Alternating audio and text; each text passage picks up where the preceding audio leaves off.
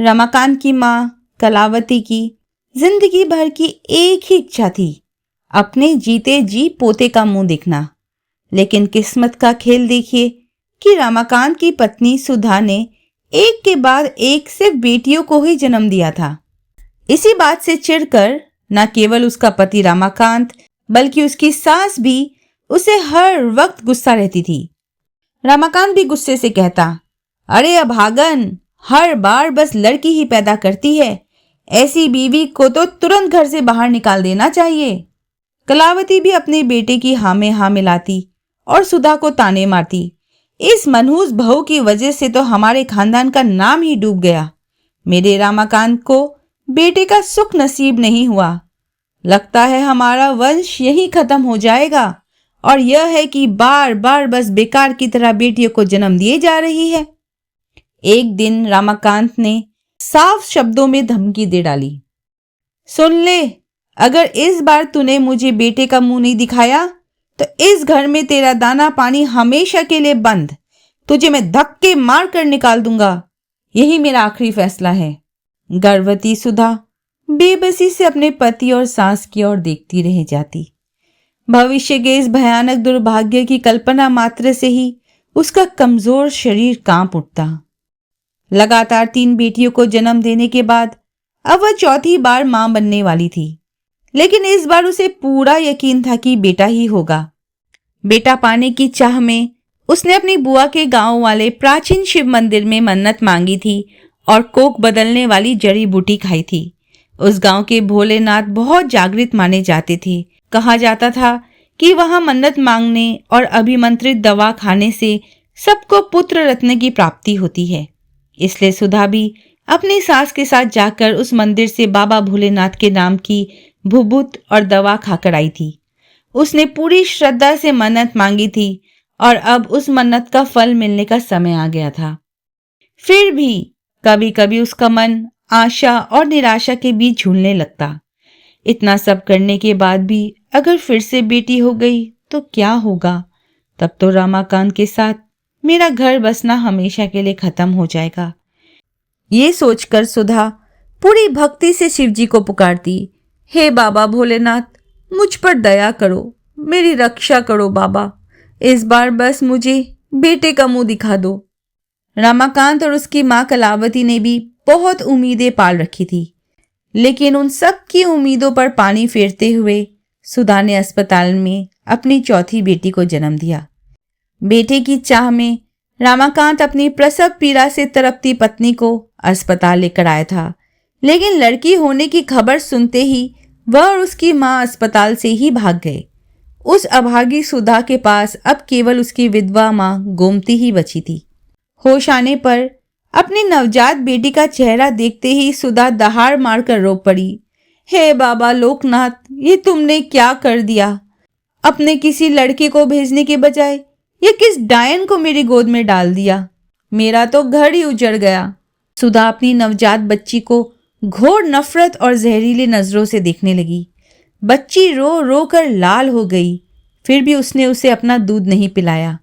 रात के समय एक बार अपनी सोती हुई माँ की तरफ देखकर और एक बार अपनी बेटी की तरफ देखकर सुधा ने मन ही मन सोचा, अगर मैं अभी इसका गला घोटकर इसे मार दूं तो शायद मेरे पति और सास मुझे वापस घर में रख ले।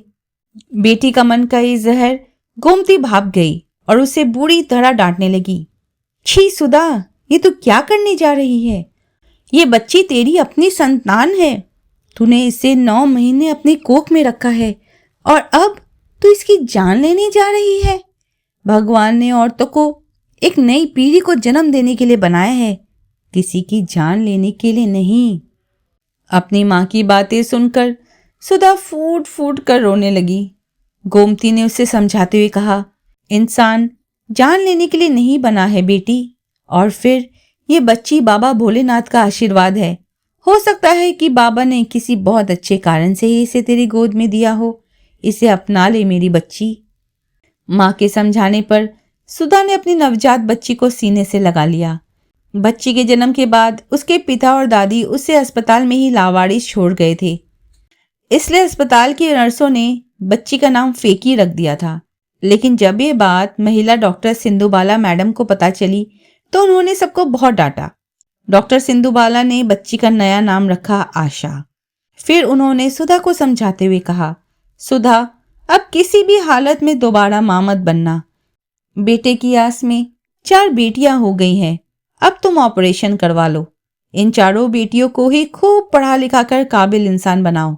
देखना, यही बेटियां तुम्हारे बेटे का फर्ज निभाएंगी और बुढ़ापे में तुम्हारा सहारा बनेंगी। डॉक्टर दीदी की बातें सुनकर सुधा ने गहरी आह भरी। उसने मन ही मन सोचा, ये सब बातें तो आप जैसे पढ़े लिखे और अमीर लोगों के घरों में ही अच्छी लगती है दीदी। हमारे जैसे गरीबों के घर में तो लड़की के 16 साल का होते ही उसके हाथ पीले करके विदाई करनी पड़ती है। बुढ़ापे का सहारा तो बेटा ही होता है, जो खून पसीना एक करके भी अपने बूढ़े माँ बाप को 2 वक्त की रोटी खिलाता है। खैर, अस्पताल से छुट्टी मिलने के बाद सुधा अपनी नवजात बच्ची को लेकर ससुराल पहुंची, लेकिन वहां जाकर देखा तो दरवाजे पर बड़ा सा ताला लटक रहा था। रमाकांत और कलावती दोनों वहां से गायब थे। उसकी तीनों बड़ी बेटियां पड़ोस के घर में थी। पड़ोस की ताई ने सुधा को देखते ही कहा, तुम्हारी सास जैसी पत्थर दिल और कठोर औरत मैंने आज तक नहीं देखी बहू। अस्पताल से लौटकर उसने यहाँ जो हंगामा और चीख पुकार मचाई, क्या बताऊं। तुम्हारे माँ बाप को इतनी भद्दी भद्दी गालियां दी कि हमारे कान पक गए, और अंत में ताकि तुम बच्ची को लेकर घर में ना घुस सको, आज सुबह ही माँ बेटे घर में ताला जड़कर कहीं भाग गए। मैं सुबह उठी तो देखा कि तुम्हारी दोनों बड़ी बेटियां बाहर बरामदे में बैठी है और तीसरी वाली जोर जोर से रो रही है। इतने बड़े पापी है दोनों कि छोटी छोटी बच्चियों को घर से बाहर निकाल गए। मैंने बच्चियों को अपने घर बुला लिया और थोड़ा लाई चना खाने को दिया। अब तुम अपनी बच्चियों को अपने साथ ले जाओ बहू। ये सुनते ही सुधा के पैरों तले जमीन खिसक गई।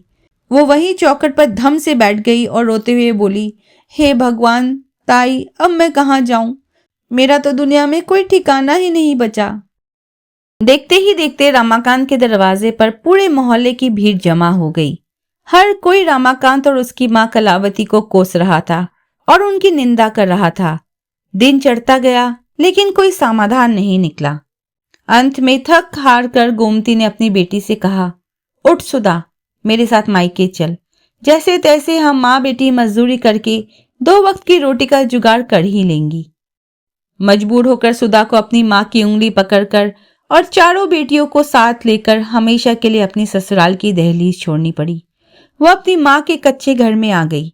यहीं से सुधा के जीवन का एक नया और बेहद कठिन संघर्ष शुरू हुआ। शरीर थोड़ा ठीक होते ही वह काम की तलाश में निकल पड़ी। गोमती की जान पहचान की वजह से उसे घर में खाना बनाना और चौका बर्तन का काम मिल गया। कुछ दिनों बाद उसे उड़ती उड़ती खबर मिली कि उसकी सास कलावती देवी घर लौट आई है। अपना घर बसाने की आस में सुधा एक बार फिर ससुराल गई, लेकिन कलावती ने उसे घर में घुसने तक नहीं दिया। उसने सुधा को गंदी गंदी गालियां दी और धक्के मारकर वहां से खखेड़ दिया। एक बार तो अपनी बेटियों को लेकर घर के सामने सुबह से शाम तक भूखी प्यासी बैठी रही, लेकिन कलावती का दिल नहीं पसीजा। मोहल्ले वालों ने भी बहुत समझाया था, इस तरह सास के सामने रोने गिड़गिड़ाने से कुछ नहीं होगा बहू, असली फैसला तो तुम्हारा पति करेगा। रमाकांत से मिलकर कोई समझौता कर लो। लेकिन रमाकांत का कहीं अता पता ही नहीं था। वह आदमी जैसे हवा में गायब हो गया था। लोगों से उड़ती उड़ती खबर मिली थी कि रमाकांत पैसे कमाने के लिए सूरत के किसी मिल में मजदूरी करने चला गया है। सास की चौखट पर 4-5 बार धरना देकर थक चुकी सुधा ने अब तय कर लिया था कि इस तरह बेइज्जत होने और दूसरों की दया पर पलने से बेहतर है कि वह अपना और अपनी बेटियों का पेट खुद पाले।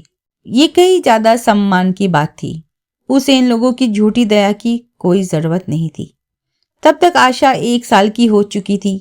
बड़ी बेटी पूर्णिमा 7वीं कक्षा में पढ़ रही थी, मंझली बेटी 5वीं में और संजली बेटी प्राइमरी स्कूल में 3री कक्षा में थी। उनकी नानी गोमती मोहल्ले के बच्चों से मांगकर उनके लिए पुरानी किताबें ले आती थी। सुधा 2 घरों में चौका बर्तन और खाना बनाने का काम करती थी। आशा घोर उपेक्षा और तिरस्कार के बीच पल रही थी। जो रूखा सूखा मिल जाता वही खा लेती, जो पुराने उतरे कपड़े मिल जाते वही पहन लेती। सरकारी कोटे का राशन, मायके की पक्की छत और माँ बेटी की हाड़ तोड़ मेहनत, बस इसी तरह गोमती और सुधा की गृहस्थी खींच रही थी। लेकिन सुधा की बस एक ही जिद थी, चाहे जो हो जाए अपनी चारों बेटियों को पढ़ा लिखाकर काबिल इंसान बनाना है और इन्हें बड़े स्कूल से पास करवाना है। वह सुबह जिस मीता मैडम, जो एक सरकारी स्कूल की टीचर थी, उनके घर खाना बनाती थी, उन्होंने उसे बहुत समझाया था, सुधा, भूल कर भी अपनी बेटियों की कम उम्र में शादी मत करना। तूने तो अपनी जिंदगी से सीख ही लिया है कि लड़कियों के अनपढ़ होने का क्या अंजाम होता है। आजकल सरकार लड़कियों को बहुत सारी सुविधाएं दे रही है। स्कॉलरशिप का पैसा, साइकिल, ड्रेस, जूते सब मुफ्त मिलते हैं। इसलिए उनकी पढ़ाई मत छुड़वाना। कभी किताबों या पैसों की जरूरत पड़े तो मुझे बताना, मैं अपनी तरफ से पूरी मदद करूंगी। मीता मैडम की ये बातें सुधा के दिल में गहराई तक उतर गई थी। इसके अलावा उसके मन में एक जिद भी पैदा हो गई थी, अपनी बेटियों को काबिल बनाकर वह रमाकांत और अपनी सास कलावती की आंखें खोल देगी। कुछ सालों बाद सुधा को रमाकांत की खबर मिली। वह अपनी नई पत्नी और एक बेटे के साथ गांव लौट आया था। इतने दिन वह दूसरी शादी करके अपने नए ससुराल में ही छिपा बैठा था। लोगों से सुनने में आया कि रमाकांत की नई पत्नी सुभद्रा बहुत ही सुंदर और गोरी चिट्टी है और उसका बेटा भी बिल्कुल गोल मटोल लड्डू गोपाल जैसा है। कई शुभचिंतकों ने उसे भड़काते हुए सलाह दी, जाओ बहू, उनके घर जाकर लड़ झगड़ कर अपना हक मांगो। वहीं कुछ लोगों ने पीठ पीछे ताने मारते हुए कहा, रमाकांत ने बहुत अच्छा किया जो बेटियों की फौज खड़ी करने वाली उस काली कलूटी और बीमार बीवी को छोड़ दिया, तभी तो उसे इतनी सुंदर पत्नी और बेटा मिला। अरे एक बेटा ना हो तो क्या फायदा, मरने के बाद बाप को मुखग्नि क्या वो बेटियां देंगी। लेकिन अब इन दानों और बातों से सुधा को कोई दुख नहीं होता था और ना ही वह किसी से कोई शिकायत करती थी। वह बस मन ही मन खुद को और मजबूत कर लेती। समय के बहाव में कई साल बीत गए। सुधा की छोटी बेटी आशा अब 5वीं कक्षा में पहुंच गई थी। उसका शरीर छटछड़ा और फुर्तीला था। वह बिल्कुल हिरन की तरह तेज दौड़ती थी। प्राइमरी स्कूल में पढ़ते हुए उसने खेल कूद की प्रतियोगिताओं में कई बार प्रथम आकर इनाम जीते थे। उधर सुधा की बड़ी बेटी पूर्णिमा ने गांव के ही सरकारी स्कूल से जैसे तैसे मेहनत करके 12वीं पास कर ली थी। कुछ समय बाद बिरादरी के ही एक साधारण परिवार में उसकी शादी तय हो गई। शादी में कोई खास तामझाम या दहेज का लेन देन नहीं हुआ, जिससे सुधा को अपनी तरफ से ज्यादा पैसे खर्च करने नहीं पड़े। बड़े दामाद विकास की बाजार में स्टेशनरी की एक छोटी सी दुकान थी। शादी के बाद सुधा को पता चला कि पूर्णिमा और विकास पहले से ही एक दूसरे को जानते थे और आपस में बातचीत थी। अचानक इस तरह रिश्ता तय हो जाने से शुरुआत में सुधा को थोड़ी हैरानी और चिंता हुई थी, लेकिन राहत की बात यह थी कि विकास समझदार लड़का था और घर गृहस्थी की जिम्मेदारी ठीक से संभाल रहा था। पूर्णिमा का जीवन किसी तरह पटरी पर आ गया था, जिससे सुधा के मन का एक बड़ा बोझ हल्का हो गया था। इधर मंजली बेटी ज्योत्सना इस बार 12वीं की परीक्षा देने वाली थी और संजली बेटी रेवा 10वीं की। रेवा का पढ़ाई लिखाई में बहुत मन लगता था। बड़े दामाद विकास ने भी अपनी संजली साली की लगन देखकर उसकी पढ़ाई का काफी खर्च अपनी मर्जी से उठा लिया था। लेकिन इन सब में सबसे आगे निकल रही थी सबसे छोटी बेटी आशा। वह जितनी पढ़ाई में तेज थी उतनी ही खेलकूद में भी। स्कूल के मास्टर जी अक्सर कहते, आशा हमारे स्कूल का गौरव है, अगर इसे अच्छी ट्रेनिंग मिले तो आगे चलकर ये देश का नाम रोशन करने वाली खिलाड़ी बन सकती है। मास्टर जी की भारी भरकम बातें सुधा को पूरी तरह तो समझ नहीं आती थी, लेकिन वह इतना जरूर समझ जाती थी कि उसकी बेटी का भविष्य बहुत उज्जवल है। इस बीच सुधा की माँ गोमती का देहांत हो गया। उधर लोगों से उड़ती उड़ती रमाकांत की खबरें भी सुधा तक पहुंचती रहती थी। नई पत्नी सुभद्रा से उसके 2 बेटे हुए थे, गोपाल और भोपाल। दोनों प्राइमरी स्कूल जाने लगे थे। रमाकांत अपनी नई पत्नी और बेटों के साथ मगन होकर अपनी गृहस्थी चला रहा था। 12वीं पास करने के बाद ज्योत्सना ने शहर के कॉलेज में दाखिला ले लिया। सुधा ने उसे बहुत समझाया था, अब और पढ़कर क्या करेगी ज्योत्सना, अब मैं कोई अच्छा लड़का देखकर तेरी शादी कर दूंगी। नहीं माँ, मैं आगे और पढ़ूंगी, पैसों की चिंता तुम मत करो, मैं छोटे बच्चों को ट्यूशन पढ़ाकर अपना खर्च खुद निकाल लूंगी, ज्योत्सना ने दृढ़ता से कहा और उसने बिल्कुल वैसा ही किया। 10वीं के बोर्ड में सांझली बेटी रेवा ने बहुत शानदार नंबर हासिल किए। पूरे मोहल्ले में उसके तारीफों के पुल बनने लगे। अपनी बेटी की इस कामयाबी की भनक रमाकांत के कानों तक भी पहुंची। दोस्तों की चौपाल में वह सीना चौड़ा करके डींगे हाँकता, आखिर खून किसका है? चाहे जो भी हो, बाप तो मैं ही हूं उसका। बाहर चाहे रमाकांत शेर बनता हो, लेकिन घर में नई पत्नी सुभद्रा के सामने वह भीगी बिल्ली बना रहता था। सुभद्रा उसे झिड़कते हुए ताना मारती, मैं अपने गोपाल को 2 और ट्यूशन लगवा दूंगी, देख लेना, मेरा बेटा उस लड़की से कहीं ज्यादा अच्छे नंबर लेकर आएगा। पत्नी की कड़क आवाज सुनकर रमाकांत चुपचाप दुबक जाता। सुभद्रा दिखने में जितनी सुंदर थी, जुबान की उतनी ही कर्कशा थी। उसके चिल्लाने के डर से घर में कोई चू तक नहीं करता था। उधर रमाकांत की बीमार और बूढ़ी माँ कलावती की जगह अब गाय घर में कर दी गई थी। एक पुरानी फटी सी रजाई पर कलावती अपने ही मल मूत्र में पड़ी रहती। सुभद्रा ना तो उसे कभी साफ करती और न ही नहलाती, बस दूर से ही खाने की थाली सरका देती। रमाकांत ही छुपते छुपाते माँ को सहारा देकर 2 निवाले खिला देता। अब माँ बेटे दोनों अकेले में सुधा को याद करके आंसू बहाते। कलावती रोते हुए कहती, हमारी सुधा कितनी गुणवान थी, लाख ताने मारने पर भी कभी पलटकर जवाब नहीं देती थी, देवता की तरह पूछती थी। अगर आज वो होती तो मेरी ये दुर्गति ना होती। रमाकांत डरते हुए फुसफुसाता, चुप हो जाओ माँ, सुभद्रा ने सुन लिया तो अनर्थ कर देगी। इस तरह कुछ और साल बीत गए। सुधा की मंजली बेटी ज्योत्सना ने कड़ी मेहनत करके एमए पास कर लिया और प्रतियोगी परीक्षाएं देते देते उसे एक सरकारी दफ्तर में ग्रुप डी की पक्की नौकरी मिल गई। संजली बेटी रेवा ने भी 12वीं में शानदार नंबर लाकर नर्सिंग की प्रवेश परीक्षा पास कर ली और अब वह GNM की ट्रेनिंग ले रही थी। उधर 8वीं में पढ़ने वाली सबसे छोटी बेटी आशा पर नए खेलकूद वाले सर कमलेश बाबू की नजर पड़ी। आशा की दौड़ने की रफ्तार देखकर वे हैरान रह गए। एक दिन उन्होंने सुधा को बुलाकर कहा, मौसी, 10वीं के बाद मैं मुनिया को लखनऊ ले जाऊंगा, वहां स्पोर्ट्स हॉस्टल और अच्छे कोचिंग सेंटर में दाखिला दिला दूंगा। ये लड़की आगे चलकर बहुत बड़ी एथलीट बनेगी। ज्योत्सना ने तुरंत आगे बढ़कर कहा, सर आप बस दाखिले का इंतजाम करवा दीजिए, मेरी बहन की पढ़ाई और रहने का सारा खर्च मैं अपनी तनख्वाह से उठाऊंगी। सुधा ये सब सुनकर भावुक हो उठी। जब ज्योत्सना ने उसे समझाया तो उसकी आंखों से आंसू छलक पड़े। क्या मेरी आशा की किस्मत में इतना बड़ा सौभाग्य है?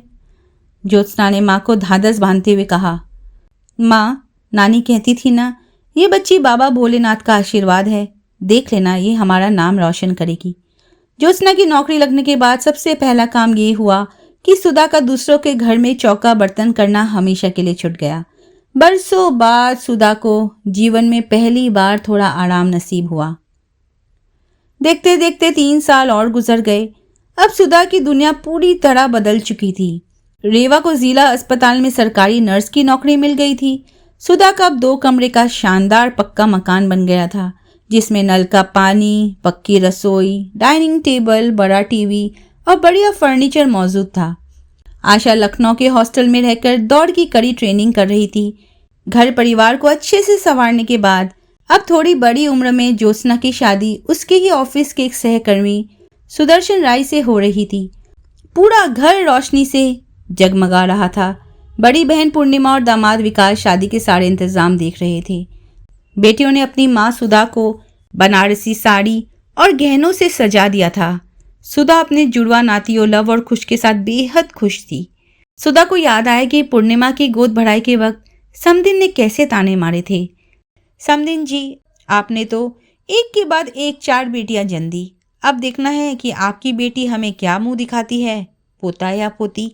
हम तो आपके घर से लड़की लाना ही नहीं चाहते थे, लेकिन मेरे बेटे विकास को पूर्णिमा पसंद थी तो मेरी क्या चलती, मुझे मानना पड़ा। पूर्णिमा की गोद बढ़ाई वाले शुभ दिन समदिन के ऐसे कड़वे शब्द सुनकर सुधा का चेहरा उतर गया था, लेकिन बेटियों की माँ होने की बेबसी के कारण वह चुप रही। लेकिन उस दिन दामाद विकास ने अपनी माँ का कड़ा विरोध किया था। माँ, आप ही कैसी बातें कर रही हैं? आज के ज़माने में बेटा बेटी सब बराबर है, और मैंने तो पूर्णिमा से पहले ही कह दिया है कि मुझे बेटी ही चाहिए। अगर बेटी हुई तो मैं पूरे मोहल्ले को न्योता देकर दावत खिलाऊंगा। बेटी की बात सुनकर समधिन का मुंह काला पड़ गया था। फिर भी सुधा ने मन ही मन बाबा भोलेनाथ से मन्नत मांगी थी, हे बाबा, मुझे पोते का मुंह दिखा दो। मेरी पूर्णिमा को ससुराल में मेरे जैसे ताने और जिल्लत ना सहनी पड़े। अंतत बाबा भोलेनाथ ने उसकी ये कातर प्रार्थना सुन ली थी। अब लव कुश दोनों भाई पूरे घर में खूब शैतानी कर रहे थे और सुधा हंसते हंसते उनके पीछे दौड़ते हुए कह रही थी, अरे भोलेनाथ ने मेरे घर में ये 2 भूत भेज दिए हैं। दूसरी तरफ रमाकांत का घर लंबे समय तक लकवे की हालत में अपने ही मलमूत्र में पड़े रहने के बाद कलावती के एक दिन दर्दनाक मौत हो गई थी। रमाकांत भी लंबी बीमारी के कारण सूखकर कांटा हो गया था और बेहद कमज़ोर हो चुका था। उसका लाडला बेटा गोपाल कई बार फेल होने के बाद भी 10वीं का बोर्ड पार नहीं कर पाया।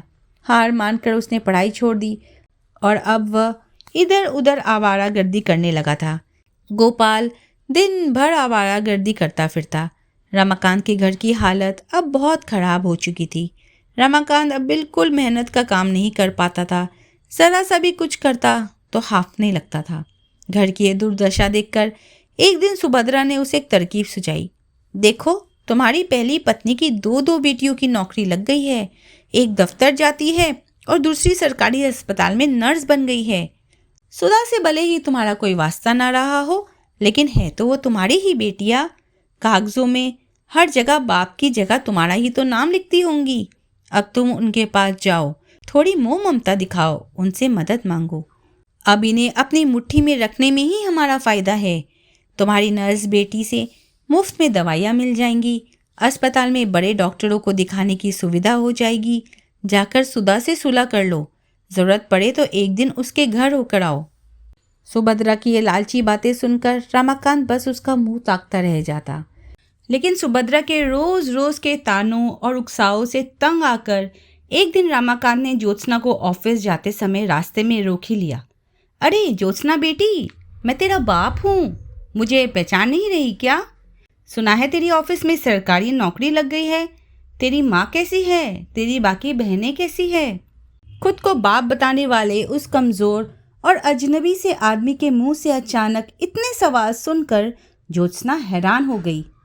उसने उसकी आंखों में घूर कर देखा और बेहद ठंडी आवाज में कहा, मैं आपको नहीं जानती।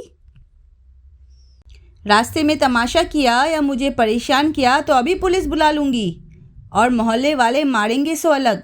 इतने सालों बाद आज बाप होने का हक जताने आए हो, तुम्हें शर्म नहीं आती? ज्योत्सना की यह फटकार रमाकांत को बहुत चुभी। इसके बाद वह हिम्मत करके फिर कभी उनके सामने नहीं गया। लेकिन आज घर में सुभद्रा ने उसे फिर ताना मारा था, तुम्हारी बीवी तुम्हारी बेटी की शादी कर रही है और तुम ही गायब हो। जाओ, जाकर बेटी का कन्यादान करके आओ। लड़की के नए ससुराल वालों के सामने अपनी उस बीवी को नीचा दिखाकर आओ। बाप को छोड़कर कहीं शादी जैसा शुभ काम होता है क्या? तुम तो अभी जिंदा हो। मोहल्ले के कुछ शुभचिंतकों ने भी रमाकांत को खूब भड़का दिया। इसलिए इतने सालों का गुब्बार लिए रमाकांत गुस्से में अंधा होकर सुधा से अपना पुराना हिसाब किताब चुकता करने उनके घर आ पहुंचा। लेकिन शादी वाले घर की चकाचौंध और तामझाम देखकर रमाकांत की आंखें फटी की फटी रह गई। वह दबे पांव पंडाल के अंदर घुसा। अपनी पत्नी सुधा को देखकर तो उसके होश ही उड़ गए। यह वह किसे देख रहा था? चमकदार बनारसी साड़ी और सोने के भारी गहनों से सुधा ने खुद को पूरी तरह बदल लिया था। वह किसी बड़े और अमीर रईस खानदान की मालकिन लग रही थी। रमाकांत ने नजरें झुकाकर अपने मैले कुर्ते, घिसे हुए पजामे और फटे जूतों की तरफ देखा। वह अपनी ही पत्नी और बेटियों के सामने बिल्कुल किसी भिखारी जैसा लग रहा था। तब एक कड़क आवाज आई, आप कौन हैं? यहाँ क्या कर रहे हैं? कोई काम है क्या? लड़कों की तरह छोटे बालों वाली एक फुर्तीली सी लड़की को सामने देखकर रमाकांत एकदम से चौंक गया। उसके मुंह से हक्के बक्के होकर अचानक निकल पड़ा, आशा। यह सुनकर अब एक एक करके उसके सामने पूर्णिमा, ज्योत्सना, रेवा और खुद सुधा आकर खड़ी हो गई। इतने सालों बाद रमाकांत को इस दरिद्र और लाचार हालत में देखकर सुधा के चेहरे पर एक व्यंग्यात्मक मुस्कान तैर आई। उसने सीना तानकर सीधे रमाकांत की आंखों में देखते हुए पूछा, इतने सालों बाद आज इस शुभ दिन पर किस इरादे से हमारे घर पर आए हो तुम? बेटी की शादी देखने आया हूँ तो क्या हुआ? अपनी बेटी की शादी करने आया हूँ और मैं इस बेटी का बाप हूँ, कोई गैर नहीं। मैं ही इसका कन्यादान करूँगा और दामाद से मिलूँगा। दामाद भी तो जाने कि उनके ससुर कौन है। रमाकांत की बात सुनकर सुधा जोर जोर से हंस पड़ी। शर्म नहीं आती तुम्हें ये कहते हुए? तुम इन लड़कियों के बाप हो। मेरी इन बेटियों का बाप तो उसी दिन मर गया था जिस दिन उसने इन्हें ठुकरा दिया था। इन बच्चियों की माँ भी मैं हूँ और बाप भी मैं ही हूँ। तुम इनके कोई नहीं लगते, तुम्हारा इनसे कोई रिश्ता नहीं है। सीधे सीधे यहाँ से चले जाओगे या धार से धक्का देकर निकलवाऊं? गुस्से से आग बबूला होकर रमाकांत ने एक भद्दी गाली बक दी। यह सुनते ही छोटी बेटी आशा ने बिजली की फुर्ती से आगे बढ़कर रमाकांत का कॉलर पकड़ लिया। मेरी माँ को एक भी गंदा शब्द कहा तो? तभी सुधा ने अपनी बेटी का हाथ पकड़कर उसे शांत किया। तुम चारों बहनें अंदर जाओ, जाकर अपनी शादी की खुशियां मनाओ। ये मेरा मामला है, इसे मैं खुद संभाल लूंगी। सुधा ने खुद आगे बढ़कर रमाकांत की कॉलर पकड़ी और उसे घसीटते हुए मुख्य गेट के बाहर सड़क पर ले आई। उसकी आंखों में आंखें डालकर सुधा ने कड़क आवाज में कहा, अब भी भलाई इसी में है कि चुपचाप यहाँ से दफा हो जाओ, वरना धक्का देकर मैं खुद बाहर निकाल दूंगी। भूल गए क्या, जब मेरी छोटी छोटी बच्चियों को घर से बाहर निकालकर घर में ताला जड़कर तुम और तुम्हारी माँ भागे थे? वे सिर्फ मेरी बेटियां नहीं थी, तुम्हारी भी थी। इसके बाद सुधा ने पास खड़े मोहल्ले के कुछ लड़कों से कहा, भाइयों, इस भिखारी जैसे इंसान को दोबारा इस घर के आसपास भी मत फटकने देना। फिर व्यंग से मुस्कुराते हुए उसने कहा, सुनो, थोड़ी देर में बारात आने वाली है। ऐसा करो, इसके लिए 4 लोगों के खाने का डब्बा बांध दो।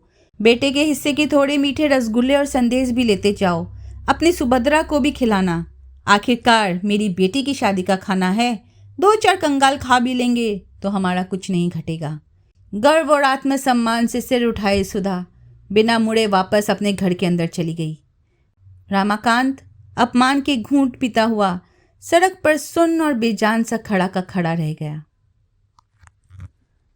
बस यहीं तक थी ये कहानी। आपको ये कहानी कैसी लगी दोस्तों, कमेंट में ज़रूर बताइएगा। और अगर आप इस चैनल पर नए हैं तो सब्सक्राइब कर साथ जुड़े रहने की आशा करती हूँ। अपना ख्याल रखिए। धन्यवाद।